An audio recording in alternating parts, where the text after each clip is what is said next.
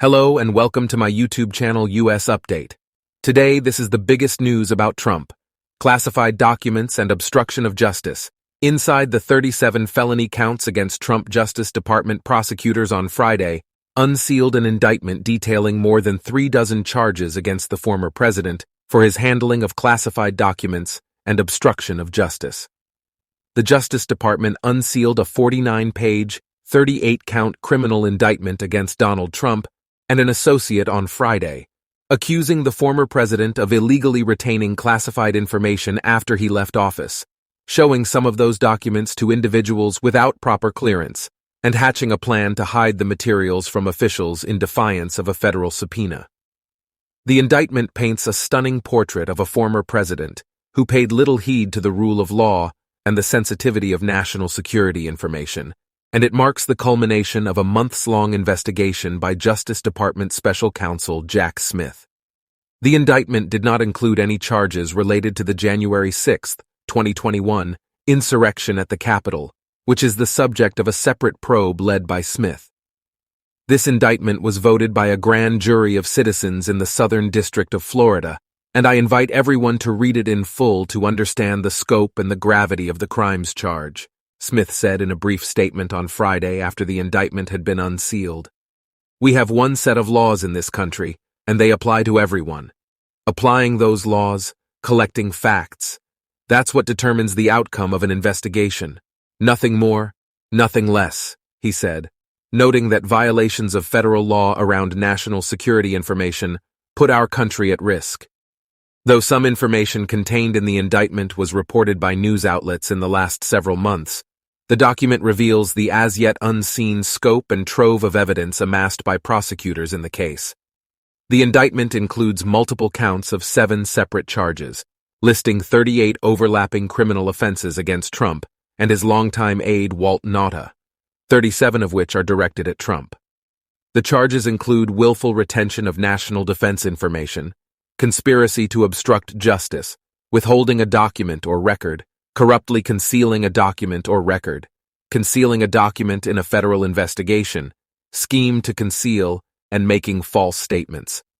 Trump is the first former president to face federal indictment, charged by the very government apparatus he oversaw as recently as January 2021.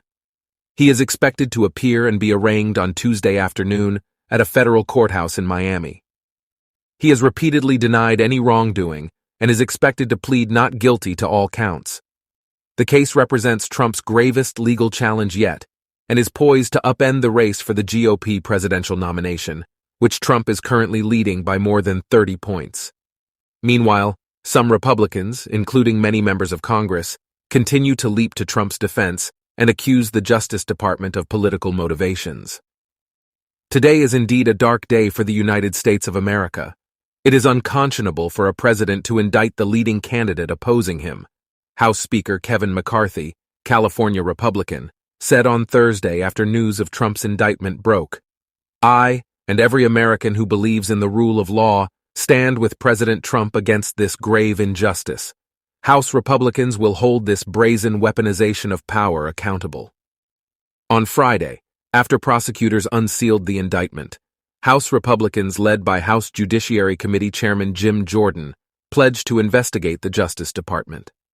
Many officials, from Secretary Hillary Clinton to then-Senator Joe Biden, handled classified info after their time in office and were never charged. Now Biden's leading political opponent is indicted, a double standard that must be investigated, McCarthy tweeted Friday evening, referencing the House investigation. Not all GOP members of Congress, however, were in lockstep. Senator Mitt Romney, Utah Republican and frequent Trump critic, in a statement Friday morning called the allegations serious and, if proven, consistent with his other actions offensive to the national interest. By all appearances, the Justice Department and special counsel have exercised due care, affording Mr. Trump the time and opportunity to avoid charges that would not generally have been afforded to others, Romney said in a statement. Mr. Trump brought these charges upon himself by not only taking classified documents, but by refusing to simply return them when given numerous opportunities to do so. Democrats, for the most part, have refrained from commenting on the contents of the indictment, instead releasing statements urging the justice system to be allowed to proceed without interference. Senate Majority Leader Chuck Schumer of New York and House Democratic Leader Hakeem Jeffries of New York issued a joint statement Friday afternoon, noting that the case should be adjudicated without any outside political or ideological interference. "We encourage Mr. Trump's supporters and critics alike to let this case proceed peacefully in court," they said. And President Joe Biden has said almost nothing at all. Classified documents kept by Trump. According to the indictment unsealed Friday, Trump retained a cache of classified documents when he left office, many of which were intermixed with other various materials and stored in a large number of cardboard boxes, according to the indictment.